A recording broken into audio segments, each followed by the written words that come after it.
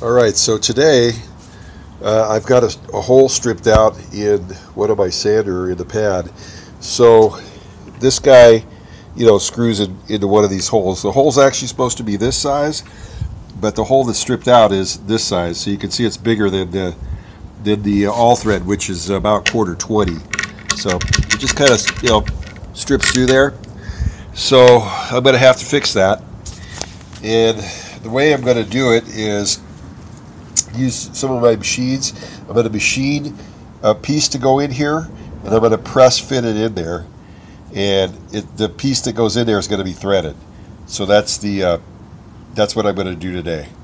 I wanted to kind of clarify some stuff before I got too deep into this project. First of all, the thread on the dampener that twists into there, this isn't the actual thread. I've got it on another piece, but what I'm going to do is the thread, because it was knocking around in this hole, the thread got rolled over, so I'm going to have to chase those threads with a die. So that's going to be part of the process here. Okay, I'm not exactly sure how this hole got stripped out. I don't know whether it was already fitted with with something before to fix it. I'm not sure how that happened, but this here was riding around loose in this orbital sander pad.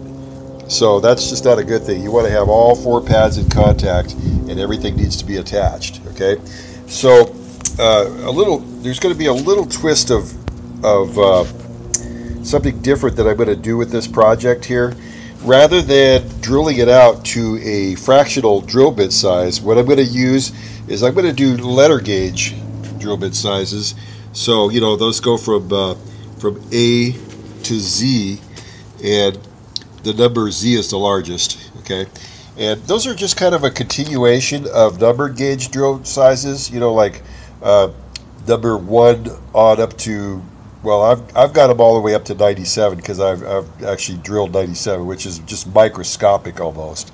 But anyway, I'm going to start off with a number F gauge drill bit, and then I'm going to finalize the hole with a number H. I was going to actually bring this to my drill press to drill out the hole, but the pad's it's a little bit warped, so I'm just going to have to trust that twist drill is going to go in there straight, which I'm pretty sure it's going to, because that's a pretty large hole. So that's how I'm going to do it. So I'm going to start with the smaller one, the number F, and then I'm going to finalize it with the number H. And the number H, just for your information, is a .266 drill size, or the size of the gauge is .266 inches. So that's what I'm going to do, and the number F is .257. So that's the plan. Alright, you're probably thinking, hey, why is this guy going to drill out a hole when there's already a hole there? I wanted to explain that. The reason I'm going to drill a hole out is because I know that if this has been knocking around inside that hole, this hole is not true. It's distorted. You can kind of see it's rounded around a little bit around the top, just because it's been banged around some. So I know that hole's not true. The other thing too is that, and I don't know if you can see this from there, but you can actually see what used to be the threads in that hole. So that hole has got some issues, and I'm thinking it's threads from somebody twisting an all thread in there, possibly. One of those fix-it threads things. Now those fix-it thread things, those things are like $35-40 bucks. I don't want to spend that on this thing. I can get it better, and I've got the resources to do it. So I'm just going to do a home fix. It's probably going to be better than me just doing a strip thread fixer kit and spending $35 to do that. So that's why I'm doing this. Okay, so I didn't have my hand drill here. I'm just going to do this in my drill press. So the light's probably a little bit better now. So as you can see, yeah, you can kind of see the threads there in that hole. There's just a little bit of threads. So I'm thinking somebody just put some all thread in there, and then one of those hole fix-it kits. That's why I'm thinking that. So, and it's stripped back out. That's a lot of movement, a lot of pressure there for that. There's just too much movement there, I think, for an all thread to work, especially when you're talking about doing it with aluminum. So it's really going to require a press fit. That's why I'm doing it this way. So So I'm going to start with the smaller drill, then I'm going to go to the bigger drill. And if that doesn't clean up the threads and it doesn't get this true round, I'll go to another larger size. So here we go. Whoops, what did I do here? Drop my little thing. All right.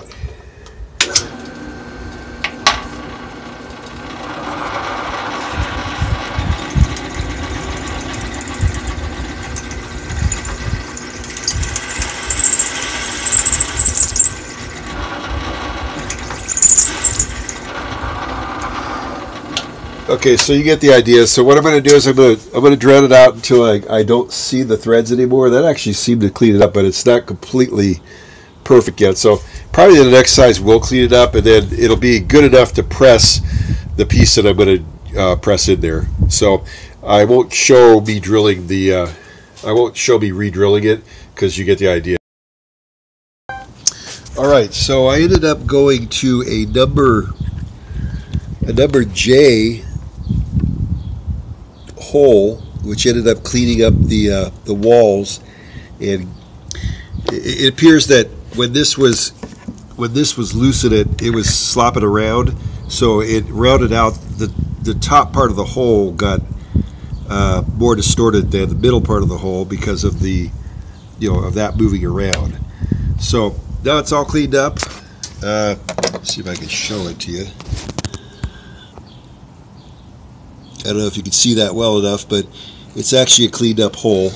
So it's cleaned up as I needed it to be cleaned up because I wanted whatever piece I pressed in there to actually have to actually fit all the way the same. So it is a number J. That was the final gauge that I ended up doing at. And J is actually 0.277 inches, just for your information. So now what I'm going to do is I'm going to turn out a piece of stock, and I'm going to press it in there. That's going to fit into that 0.277 hole. Okay, so now I'm going to measure the depth of the hole just so I know how long that piece has to be that's going to fit in there. So I'm going to depth gauge it,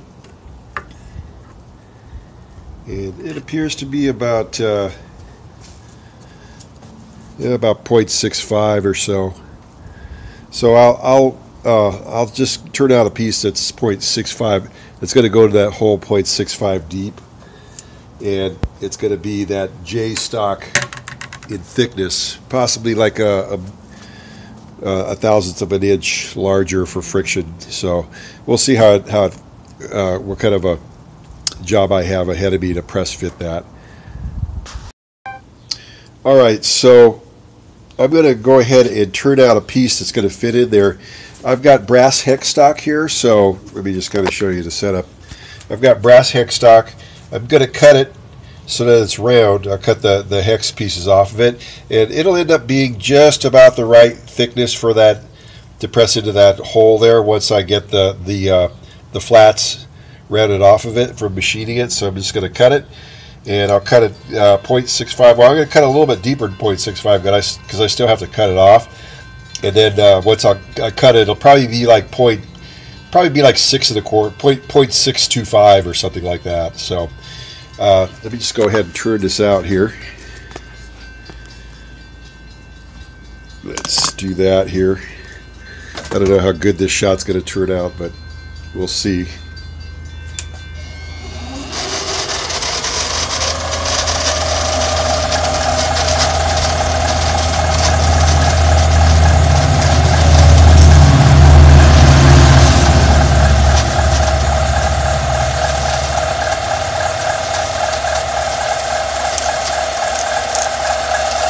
Actually, I want to get it right at the edge here, so let's get it at the edge.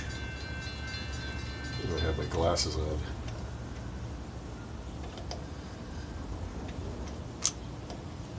Okay, so I'll start the cut at the edge here. I'm going to go in about, I'll cut it about 10 thousandths each time. So let's go ahead and start it. It appears that stock is a little bit warped. Well, it'll round out once I cut it, so plus the hex pieces have to be flattened. So once I cut it, it'll actually end up being straight. So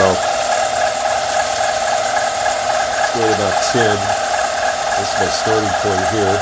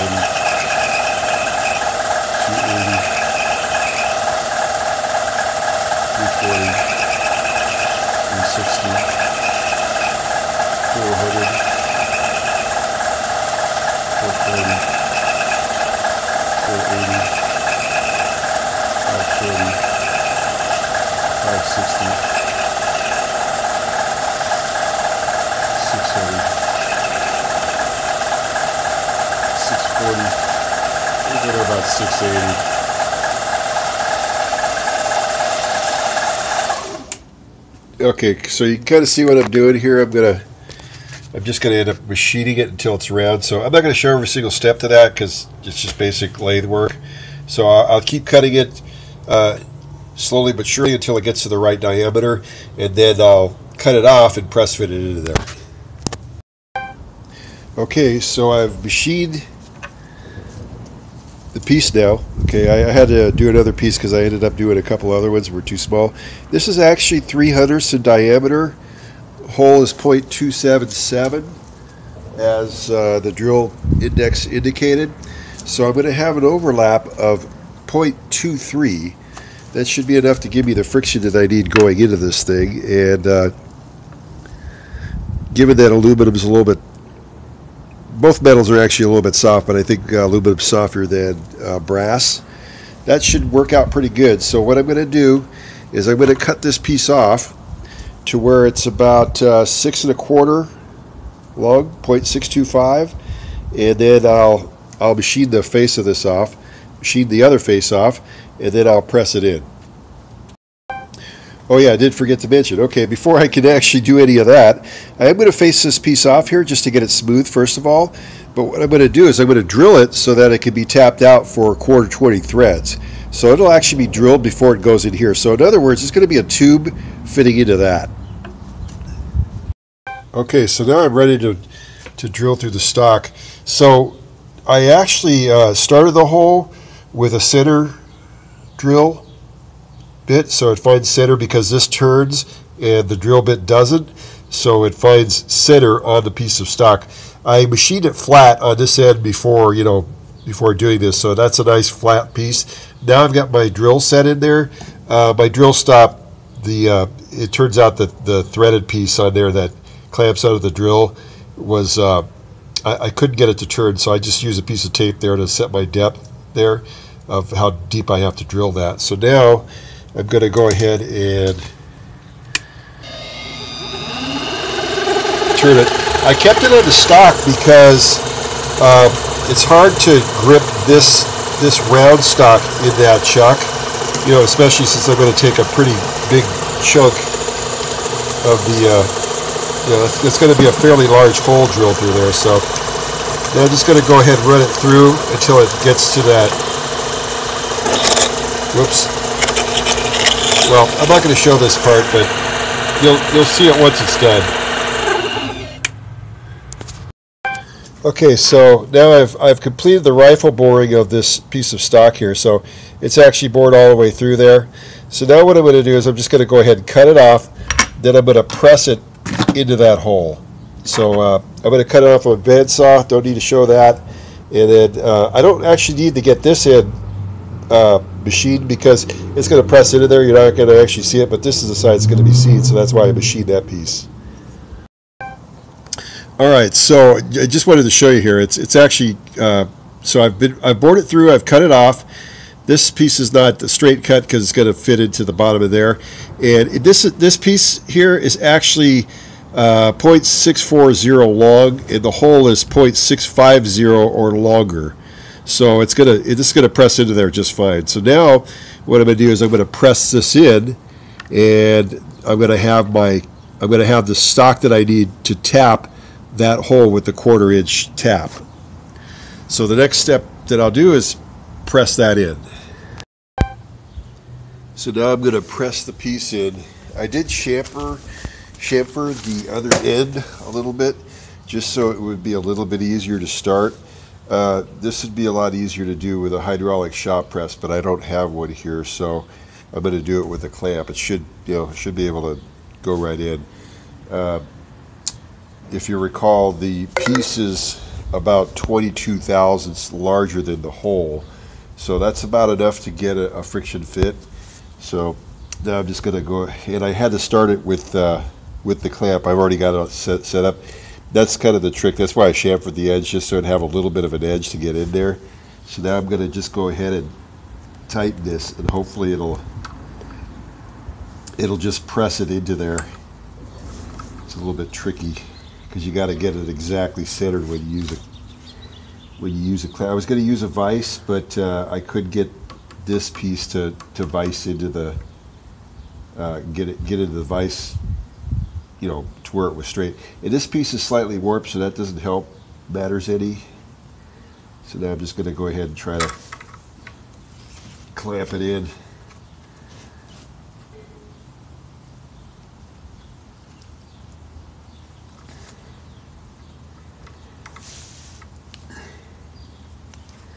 Let me see if I've got a start on it. Yeah, it appears that I do have a start on it. It's starting a little bit crooked.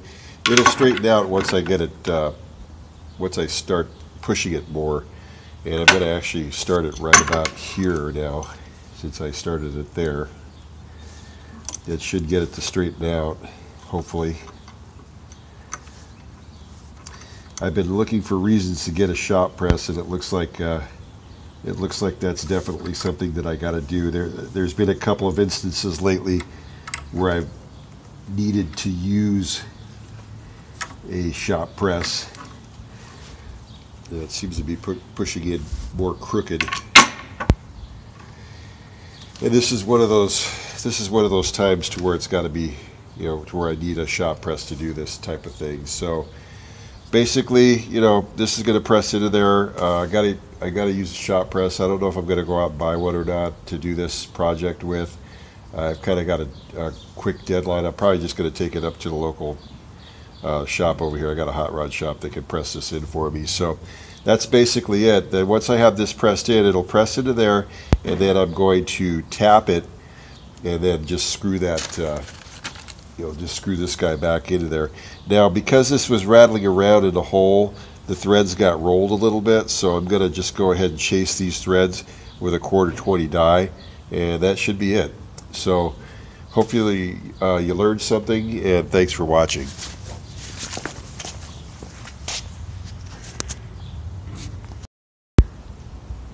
Okay, so just in case you thought I was full of it, I was able to do it with the clamp. I just had to kind of move it around a little bit and finally get it going. Once it gets going, it straightens itself out going into the hole. So now I'm just going to go ahead and finish it off with the clamp.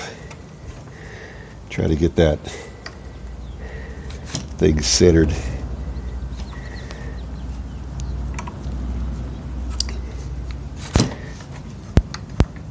Try to center it again.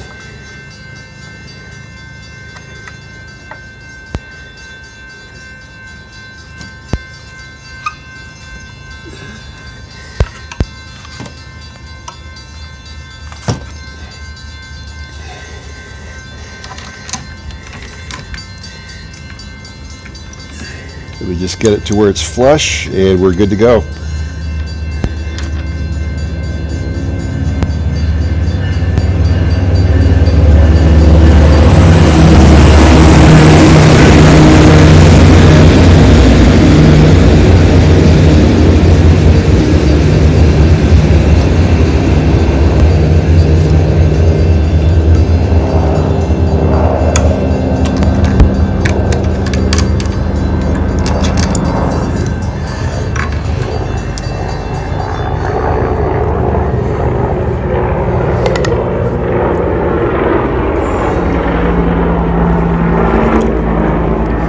Try it with the anvil on top.